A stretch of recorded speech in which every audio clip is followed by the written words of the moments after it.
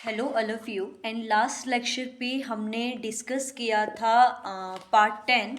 और पार्ट 10 पे हमने ये देखा था कि जो electric field due to electric dipole है उसके लिए हम यानी कि जो हमारी वैद्युत क्षेत्र की तीव्रता होती है उसको हम उसको हम कितनी टाइप से हम डिफाइन कर सकते हैं या हम प्रूफ कर सकते हैं। तो उसके लिए हमने देखा था कि एक्सिस पोजीशन होती है, एक अक्षीय स्थिति होती है, और एक होती है आपकी इक्वेटोरियल पोजीशन जिसे हम बोलते हैं निरक्षीय स्थिति।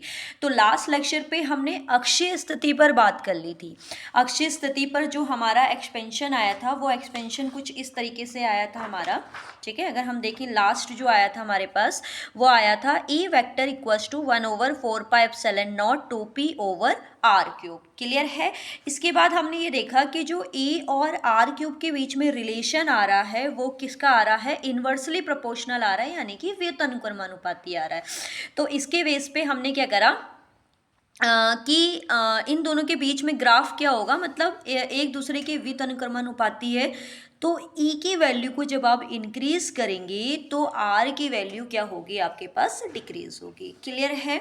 तो इसी बेस पे हमने इसको प्रूफ किया था। तो आज जो हम डिस्कस करेंगे इस 11 पार्ट पे वो रहेगा हमारी किस पोजीशन पे, इक्वेटोरियल पोजीशन यानी कि निरक्षीय स्थिति जिसे हिंदी में बोलते हैं, और दूसरा नेम भी है इसका विषुवत रेखा।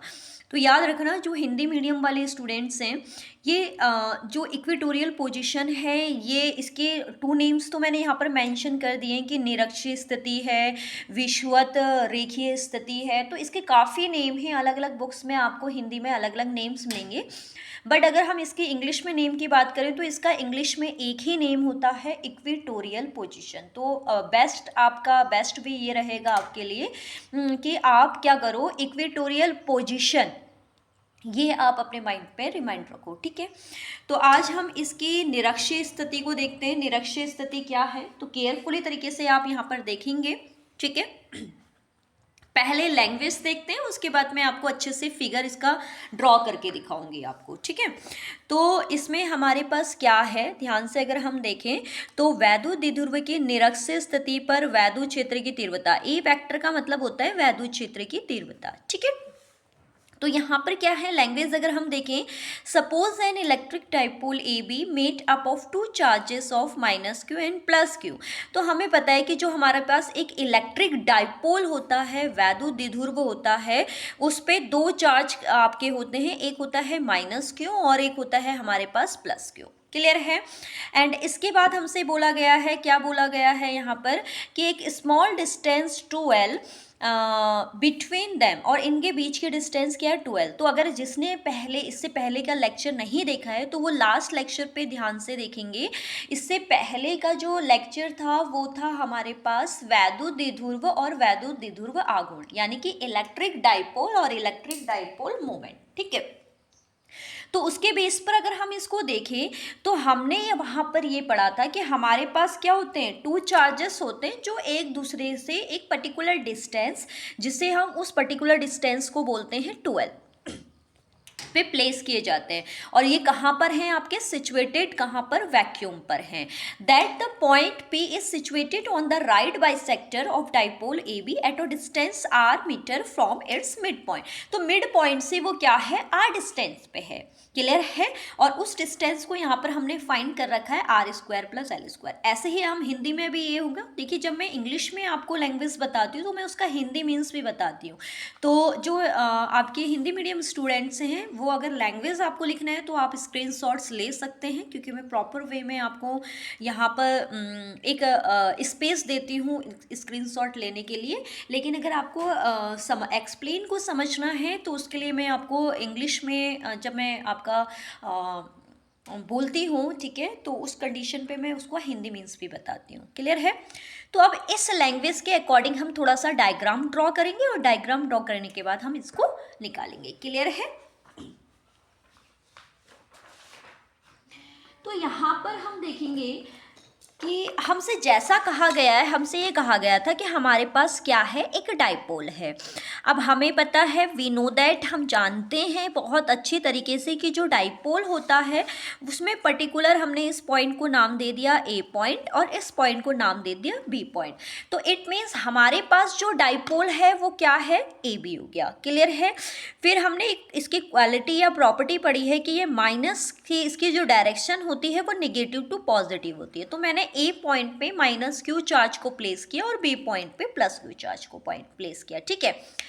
इसके बाद हमने क्या किया, हमसे कहा गया है कि इसके अब राइट बाइसेक्टर का मतलब है आपने 90 डिग्री पे इसके बीचों बीच पे आपने क्या लेना है, एक पॉइंट लेना है। इस पॉइंट को नाम देना है आपने पी। ठीक है। जैसा मैंने आपको अभी लैंग्वेज बताई थी उसी लैंग्वेज के अकॉर्डिंग आपको चलना है। ठीक है। तो याद रखेंगे बच्चे, बहुत से बच्चे क्या करते हैं कि डेरिवेशन को आपका रट लेते हैं और थ्योरी और डायग्राम नहीं बना के आते हैं। तो याद रखने ना कि जो भी डेरिवेशंस होते हैं उसमें लैंग्वेज के अलग मार्क्स होते हैं, डायग्राम के अलग मार्क्स होते हैं और प्रूफ के अलग मार्क्स होते हैं। ठीक है।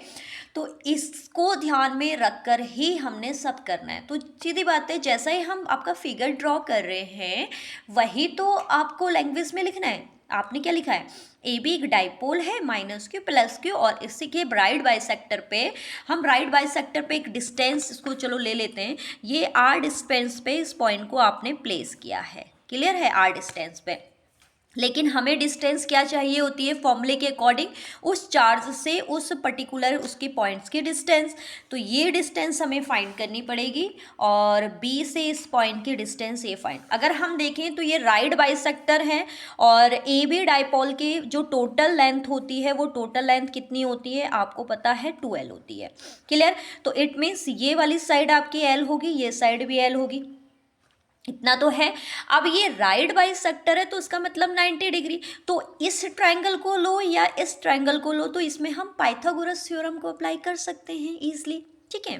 तो हम क्या करेंगे, ये देखिए आर है परपेंडिकुलर एंड बेस आपका एल है, तो हाइपोटेनियस या हम कह सकते हैं कर्ण जो आएगा वो आएगा r square plus L square. ऐसे ही सेम आपकी लेंथ है तो इसके बेस पे ये भी हमारे पास, तो हमें पर्टिकुलर माइनस क्यू से इस पॉइंट की डिस्टेंस या प्लस क्यू से इस पॉइंट की डिस्टेंस मिल गई। लेकिन अगर हम जो फाइंड कर रहे हैं ए वेक्टर हम फाइंड कर रहे हैं, तो ए जो होता है एक क्या है आपकी, एक वेक्टर क्वांटिटी है, सदिश राशि है। तो जब भी सदिश राशि आती है तो निरक्षीय स्थिति करने पर ये क्या होता है, हमारे 2 पार्ट्स में डिवाइड होता है। इस बात का ध्यान रखेंगे, क्योंकि जब भी हम निरक्षीय स्थिति लेते हैं या इक्वेटोरियल पोजीशन लेते हैं तो जिस पॉइंट पे लेते हैं तो वहाँ पर 2 फैक्टर आपके काम करते हैं। एक होता है हॉरिजेंटल फैक्टर जिसे हम क्षैतिज घटक बोलते हैं, क्षैतिज घटक बोलते हैं। एक होता है हमारे पास क्या, वर्टिकल फैक्टर जिसे हम ऊर्ध्वाधर फटक बोलते हैं। ठीक है। तो इसके बेस पे अगर हम इस पॉइंट को देखें तो इसका एक क्षैतिज घटक रहा होगा और एक क्या रहा होगा, ऊर्ध्वाधर घटक। ठीक है। तो ये हमने ले लिया E1, ये हो गया हमारे पास E2, तो इसका जो टोटल आपका मैग्नीट्यूड आएगा वो E आएगा। क्लियर है। अब इसके बेस पे ये तो हमारे पास एक फिगर है, तो याद रखना इतने वाले पॉइंट्स को जिसके अकॉर्डिंग आपको समझ में आ जाए, क्योंकि छोटी सी प्रूफिंग है बस। पूरा जो इसमें इस डेरिवेशन में जो पूरा खेल है ना, वो पूरा खेल किसका है, डायग्राम का है। तो इसलिए हम इस वाले पोर्शन को अलग से बनाकर भी देखते हैं। ठीक है।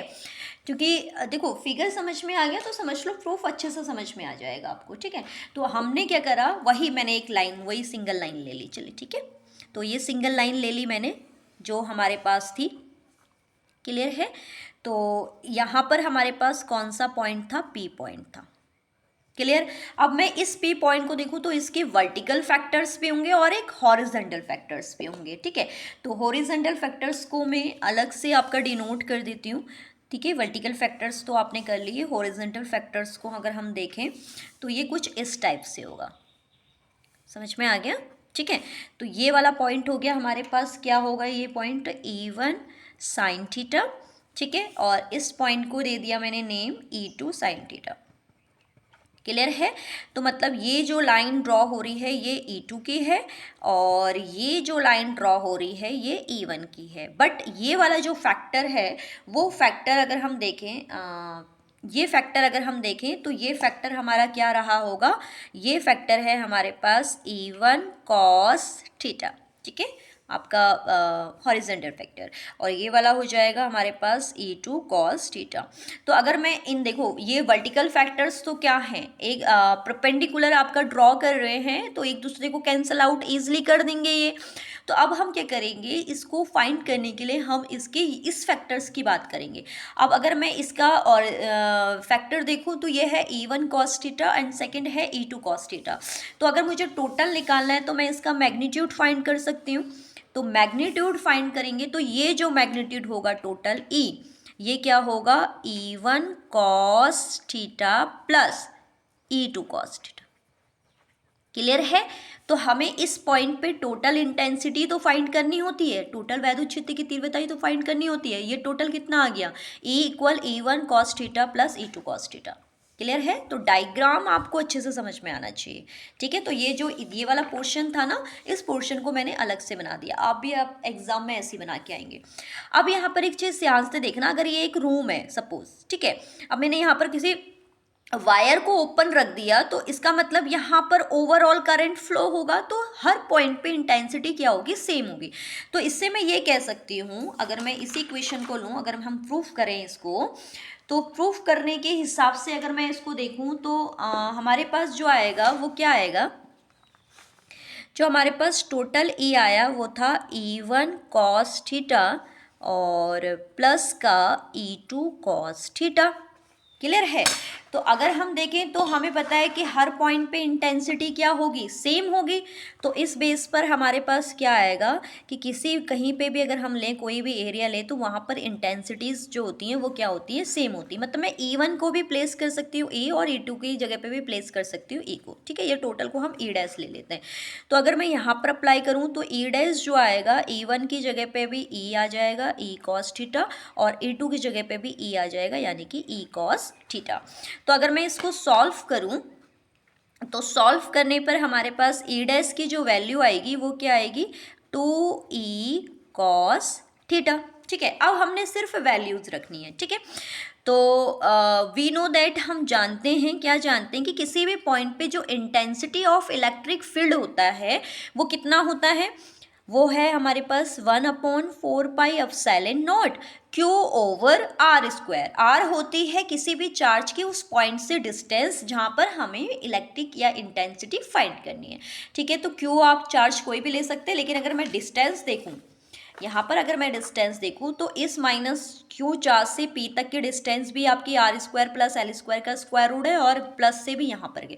तो मैं क्या डिस्टेंस इसमें हमारे पास क्या आ गई, डिस्टेंस हमारे पास आ गई R square plus L square का whole square into cos theta. अगर मैं कॉस को देखूं, ठीक है, अगर मैं यहाँ हमारे बाइसेक्टर है तो ये एंगल थीटा होगा, ये थीटा हो गया। तो अगर मैं इनमें से किसी को भी कॉस को देखूं तो कॉस होता है बेस अपॉन हाइपोटेनस। तो बेस क्या है, एल, यानी कि आधार जो है वो एल है, और कर्ण क्या है, r square plus L square. तो यहाँ पर कॉस की जगह पे हम इसकी वैल्यू रखेंगे l square root r square plus L square. Clear है इतना, ठीक है।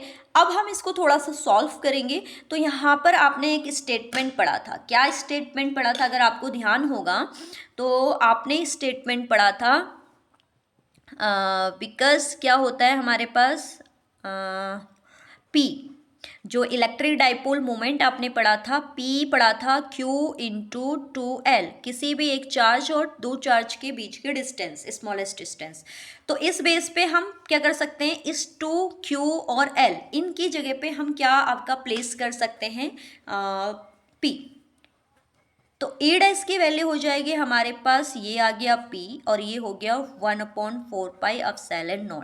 अगर हम इसको ध्यान से देखें तो इससे इसका एक पावर आपकी कट हो रही है। तो यहाँ पर आप देखेंगे r square plus L square की पावर कितनी बची, 1, और यहाँ पर r square plus L square की पावर है स्क्वायर रूट, यानी कि 1/2। तो एक है r square plus L square की पावर 1, और एक है r square plus L square की पावर 1/2। दोनों मल्टीप्लाई में तो पावर क्या होंगी, ऐड होंगी। तो जब हम इस पावर को ऐड करेंगे तो हमारे पास कुछ ऐसा आएगा, r square plus L square की पावर 3/2, क्योंकि 1 में अगर आप 1 + 2 ऐड करते हैं तो ये 3/2 होता है, ठीक है। एलसीएम लेके जब आप सॉल्व करेंगे तो ये आया। फिर हमने ये पढ़ा है कि जो डाइपोल होता है, जब हम डाइपोल बनाते हैं तो ये स्मॉल डिस्टेंस होती है 2l। तो 2l जब स्मॉल है तो इट मीन्स l तो और स्मॉल होगा, और r हमारी एक पर्टिकुलर अच्छी खासी डिस्टेंस होती है। तो यहाँ पर हम एक स्टेटमेंट डालते हैं कि r की कंपैरिजन में l की वैल्यू बहुत स्मॉल है, जिसको हम नेगलेक्ट कर सकते हैं। तो हमारे पास e डैश आ जाएगा p/4 pi epsilon not 1/r², क्योंकि l को नेगलेक्ट करेंगे तो 3/2। तो यहाँ 2 से 2 आपका कैंसिल होगा। तो फाइनली ई डैश जो आएगा, यानी कि इक्वेटोरियल पोजीशन पे जो आपकी इंटेंसिटी होती है, वैद्युत क्षेत्र की तीव्रता होती है, वो हो गई 1/4 पाई एप्सिलॉन नॉट p/r³। ठीक है, तो यहाँ तक आपको आई होप समझ में आ गया होगा। ठीक है, तो ये है हमारी जो हम प्रूफ कर रहे थे निरक्षीय स्थिति पर वैद्युत क्षेत्र की तीव्रता।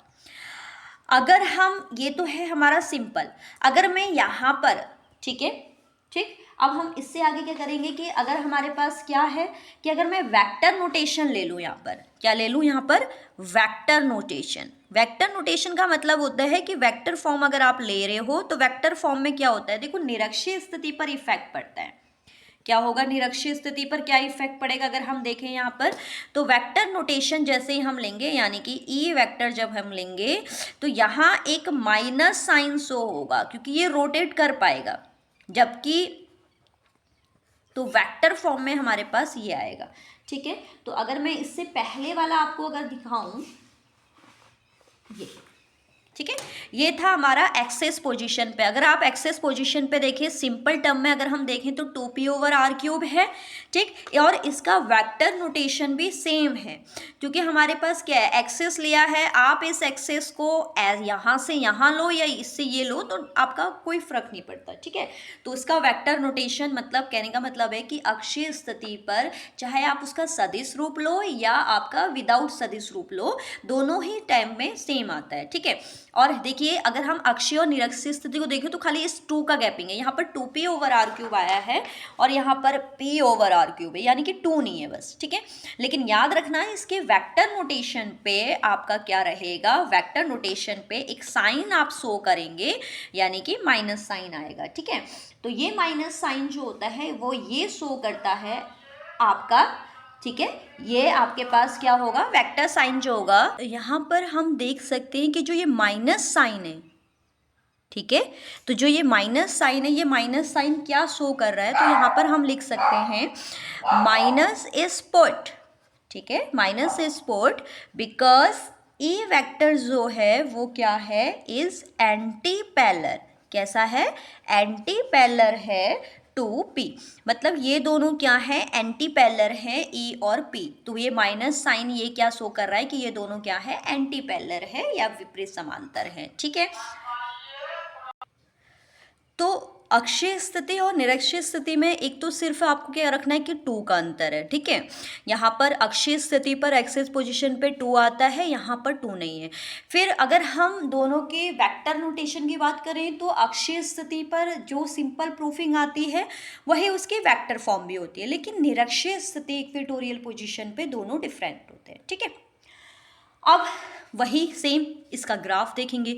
अगर मैं ग्राफ की बात करूं तो ग्राफ वही सेम है, ग्राफ दोनों का सेम ही रहता है ए, और अगर मैं r³ के बीच में रिलेशन देखूं तो यहाँ भी रिलेशन सेम ही आ रहा है, ए इन्वर्सली प्रोपोर्शनल टू 1/r³, यानी कि e को अगर आप इंक्रीज करेंगे, क्योंकि एक बढ़ेगा तो दूसरा कम होना है ना, e को अगर आप इंक्रीज करेंगे तो d डिक्रीज होगा, r डिक्रीज होगा। तो इस टाइप से इसका कुछ आपका क्या बनता है,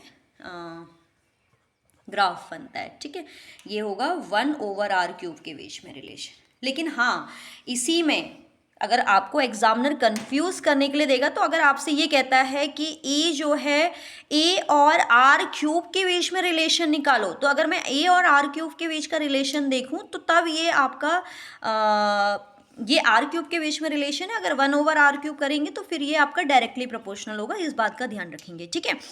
तो आई होप आपको ये प्रूफिंग समझ में आई होगी कि इसका वेक्टर नोटेशन सदिश रूप क्या होता है निरक्षीय स्थिति का, और इसको कैसे प्रूफ करते हैं। मेन जो है ना इस वाली प्रूफिंग में बेटा, मेन जो है वो डायग्राम है।